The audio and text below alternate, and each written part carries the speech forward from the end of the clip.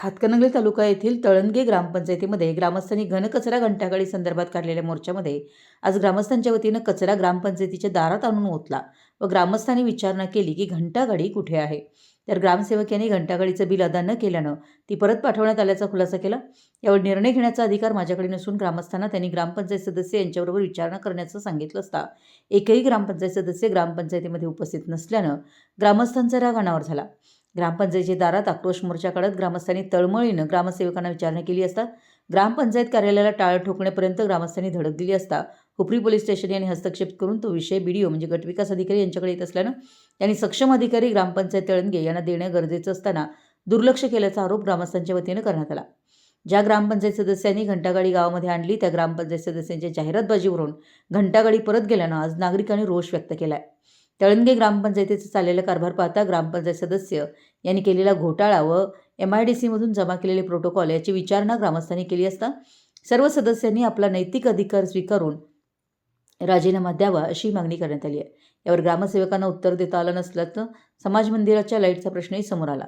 ग्रामपंचायतीच्या कारभारावर प्रश्नचिन्ह उपस्थित करताना आज ग्रामस्थांनी ग्रामपंचायतीवर काढलेला मोर्चा व अधिकारी यांना धारेवर धरलं।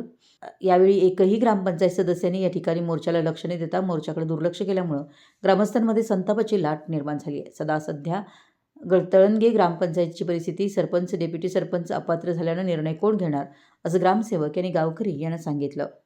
मराठी एस न्यूजसाठी हुपरीहून सतीश कांकणे।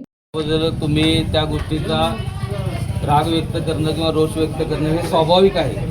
हे काय असं तळणगे गावामध्येच असं होईल असं नाही, सगळीकडे हे असंच आहे। कारण का सर्वसाधारण ज्यावेळी जनतेच्या प्रश्नाची कुठंतरी सोडवणूक होत नाही त्यावेळी अशा बाबी घडतात। आणि मित्र मी तुम्हाला 100% सांगतो की ज्यावेळी तुम्ही रोष व्यक्त केला किंवा राग व्यक्त केला त्यावेळी मी कायम तुमच्या समोर आहे आणि कायम तुमच्या समोरच राहील। याचा अर्थ असा आहे की तुम्हाला सांगतो तुमच्या ज्या काही समस्या आहेत, जे काही माझा इवलासा वाटा किंवा जे काही प्रशासन म्हणून मला जे करता येतं किंवा इथं बाबा ग्रामपंचायत चालावी यासाठी सचिव या नात्यानं जेवढा मला काही अप्रोच देता येतोय तेवढा मी देत आलोय।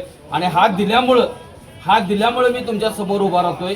हे जर कधीच तुम्ही म्हणजे ह्या विसर करू नका। कारण सर्वसाधारण तुम्हाला सांगतो ज्यावेळी ह्या घटना घडत गेल्या म्हणजे 20 फेब्रुवारीपासूनची तुम्हाला सगळी चित्रकथा ह्या गावची माहिती आहे।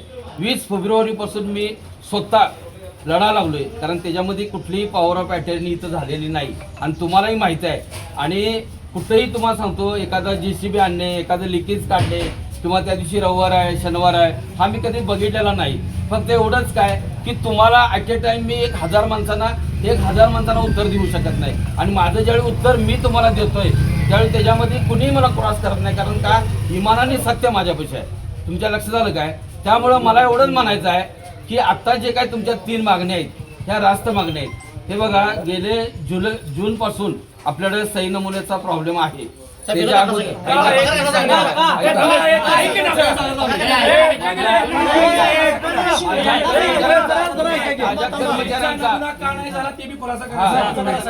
आणि सदस्य पण हजर होत असतील बोलू द्या मी सांगतो मला बोलू द्या मी